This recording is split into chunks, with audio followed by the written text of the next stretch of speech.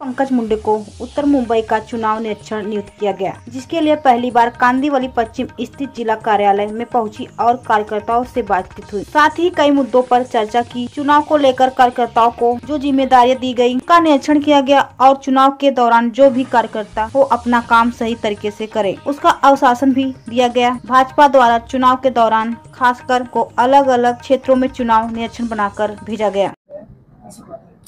सुरुवातीला निरीक्षक पद वगैरे असं नाही, ही फक्त आजच्या दिवसापुरती एक महत्वाची जबाबदारी आहे। एखादी संघटना चालवत असताना अगदी जिल्हा परिषदच्या निवडणुका असो किंवा नगरपालिकेच्या महानगरपालिकेच्या असो, हा एक पॅटर्न आहे भारतीय जनता पार्टी राबवत असते आणि त्यामुळे आम्ही वेगवेगळे एक्सचेंज करतो। समजा मी मराठवाड्यातली तर मी मुंबईमध्ये आले, सुधीर मुनगंटीवार आहेत ते माझ्या जिल्ह्यामध्ये गेले आहेत। सर्व अगदी बावनकुळेंपासून सर्वांना एक एक जबाबदारी त्याच्यामध्ये आहे। त्याच्यामुळे हा एक भाग आहे आमच्या होमवर्कचा। ते होमवर्क करून आम्ही पक्षाला सबमिट करू, जे आमचा रिपोर्ट आहे त्याच्याप्रमाणे पक्ष आणि त्यांच्याकडे असणारा डेटा ह्याच्यावर ते भविष्यातले निर्णय घेत असतात।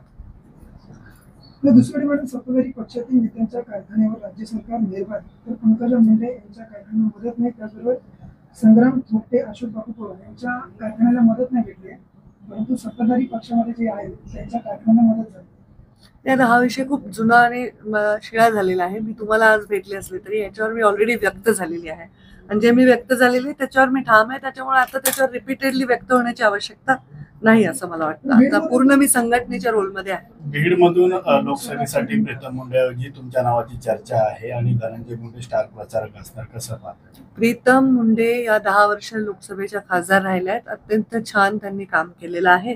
राष्ट्रवादी बरोबर युती झाल्यामुळे निसर्गतः माझा मतदारसंघावर एक प्रश्नचिन्ह निर्माण झालेला आहे। मी राज्याची नव्हे देशामध्ये स्टार प्रचारक राहिलेले, मी उत्तर प्रदेश, मध्य प्रदेश, राजस्थान सर्वकडे प्रचार केलेला आहे। त्यामुळे माझ्या जिल्ह्यातील लोकसभेच्या उमेदवार कोणी असो, स्टार प्रचारक आणि सर्व जबाबदारी ही माझी असणार आहे। हा, राष्ट्रवादीची भविष्यामध्ये जी युती आहे त्यांचे प्रचारक कोण आहेत ते ठरवतील। भारतीय जनता पार्टीचा उमेदवार आहे तर भारतीय जनता पार्टी जबाबदारी आमची असणार आहे सर्वतः। त्यांची ऍडिशनल आम्हाला जे काही आता बघू किती त्याच्यामध्ये रिझल्ट येईल। त्यामुळे अशा प्रकारचं कुठलंही ठरलेलं नाही। भारतीय जनता पार्टीचे निर्णय हे दिल्लीत होत असतात आणि दिल्लीमध्ये जे निर्णय तिथे फक्त आम्हीच पोहोचू शकतो, आमचे पक्षाचे नेतेच तिथे चर्चा करू शकतात। प्रीतम मुंडे ऐवजी आपल्या नावाची चर्चा होते, माझ्या नावाची चर्चा प्रत्येक निवडणुकीला होत असते, ह्याची सवय तुम्ही लावून घ्या। दुसरा प्रश्न असा आहे की रोहित पवार असं म्हणतात की पंकजाताई दिल्लीला गेल्यावर चांगले होईल, आपला मतदारसंघ सेफ होईल, म्हणून भाऊ धनंजय मुंडे कदाचित मदत करत असतील।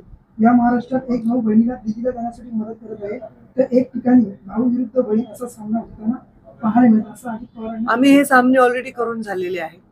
आम्ही यावर 2 वेळा एकमेकांच्या विरुद्ध, मुंडे साहेबांची 2014ची आणि प्रीतमताईंची 14ची आणि 19ची तीनही लोकसभेच्या निवडणुका आम्ही विरोधात लढलो। आमचा तो अनुभव करून झालेला आहे।